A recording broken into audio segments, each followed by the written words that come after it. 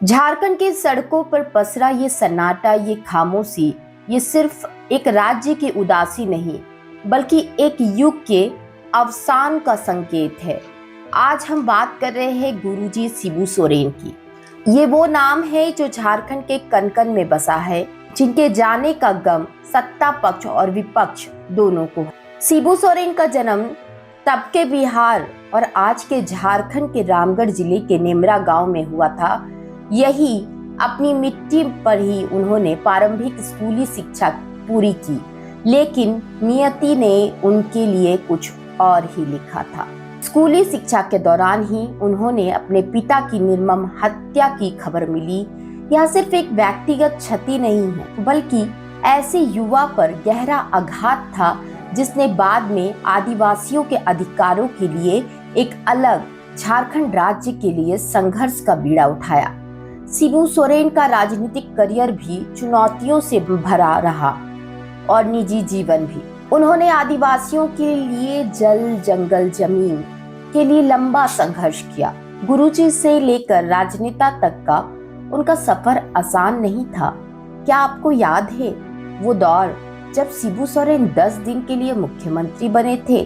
एक ऐसा पल जिसे उन्होंने शायद कभी नहीं सोचा होगा कि उनके बेटे एक दिन उसी कुर्सी पर मजबूती से काबिज होंगे। यही वजह है कि शिबू सोरेन एक ऐसे राजनेता थे जिनके जाने का दुख सत्ता पक्ष विपक्ष दोनों को है।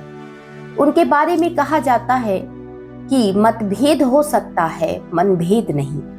यह उनके व्यक्तित्व की वो खासियत थी जिसने उन्हें हर वर्ग की स्वीकार्यता दिलाई।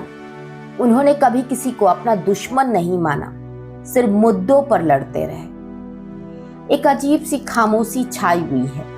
आप इसी अंदाजा लगा सकते हैं कि शिबू सोरेन झारखंड के हर दिल में बसते थे। वह सिर्फ एक नेता नहीं है, बल्कि झारखंडी अस्मिताओं और आत्मसम्मान के प्रतीक थे। और आज जब हम सबको अलविदा कह गए, जीवन को सार बयां करती है। जरा सुनिए कितनी मार्मिक ये बातें। और आज रामायण जहाँ पर हम ख्याल करते हैं, राम राज का बात जहाँ हम देखते हैं, वहाँ राम भगवान को आदिवासी लोग ही जंगलों में मदद किया।